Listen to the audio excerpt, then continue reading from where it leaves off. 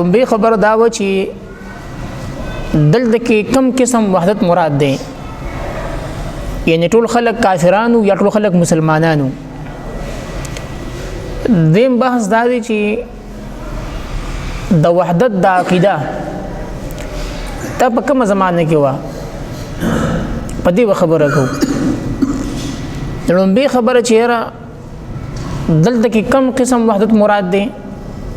د مفسرین فرمایي چې دلته کې وحدت د عقیده مراد دی یعنی اول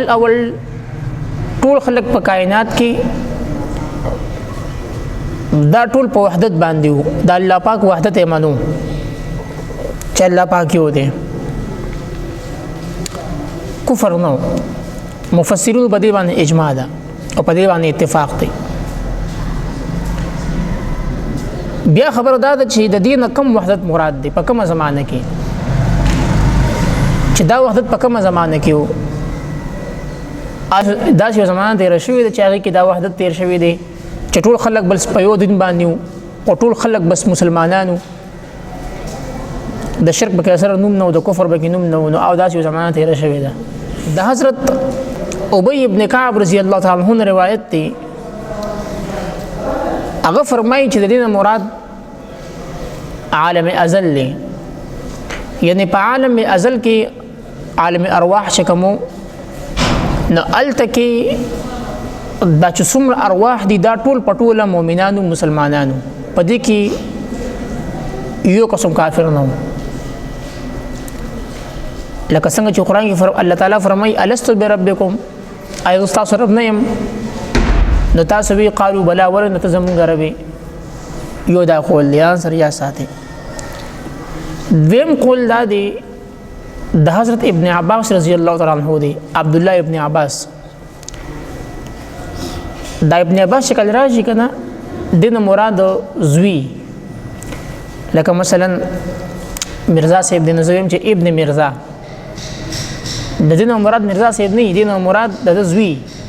حمزه کاری صاحب دا شکم دی ابن نعمت ګل ابن دلاور خان ابن طاهر شاه وادي نه دی کړي خو زبر ټیک دی دا ابن چې کله راشي کنه ابن عباس دین مراد د زوی وي یعنی عبد الله ابن عباس فرمای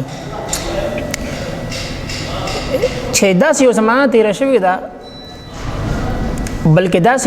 1000 سال تیر شوی دی چې په هغه کې د سره شرک نه او کفر نه او هغه زمانه د حضرت آدم علیه السلام نواله تر د حضرت ادریس علیه السلام پورې و د ادریس علیه السلام او د آدم علیه السلام په منځ کې 1000 سال دا تیر شوی دی نو په دې 1000 سال کې شرک نه او کفر نه ټول خلک په یو عقیده باندې او هغه توحید عقیده و دا دویم قول دی دریم قول د دې حضرت ابن د دې عبد الله ابن عباس رضی الله تعالی عنہ دی فرمای چې د دین مراد د نوح علیه السلام چې کله بدعا وکړه او طوفان راغی هغه ټول دنیا ختم شوه ټول انسانیت ختم شو بس صرف دغه اویا کسان پاتیو نو فرمایي چې د دین مراد دغه اویا کسان دي چې په دغه زمانه کې په دغه اویا کسان چې کله دغه اویا کسان چې کله جمدي پاتې شو دا ټول موحدینو دا ټول توحیدیانو او دا ټول د الله پاک د یووالي قایلو نو په دغه اویا کسانو کې یو سړی چې کوم دی کافر مشرک نه نو دین دغه زمانه مراد ده د مفسرین لیکلي چې دا درې وانه کول ټیک دي د عالم ازل دام ټیک دی عالم ارواح ده د آدم علیه السلام نه والته د حضرت ادریس علیه السلام پورې دا قولم ټیک دی او د نوح علیه السلام دا قولم ټیک دی ځکه چې په دې درې وانه زمانو کې په دې درې وانه وختونو کې یو سړی کافر نه لہذا کان الناس امه واحده تاسو ټول یو امت وي قرآن مجید کې مخکې زی بزی راضی بیا الله تعالی فرمای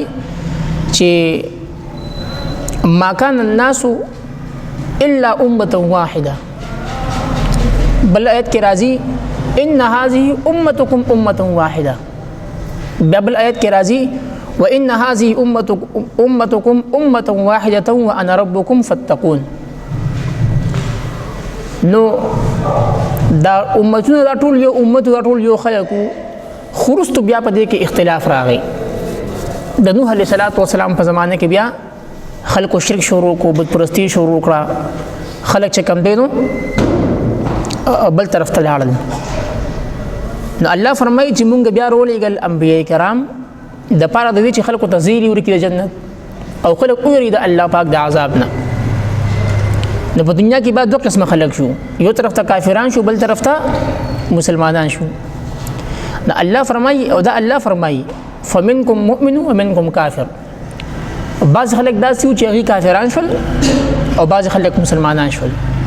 نو دو فرقې دي، یو فرقه د مسلمانانو ده، یو فرقه د کافرانو ده.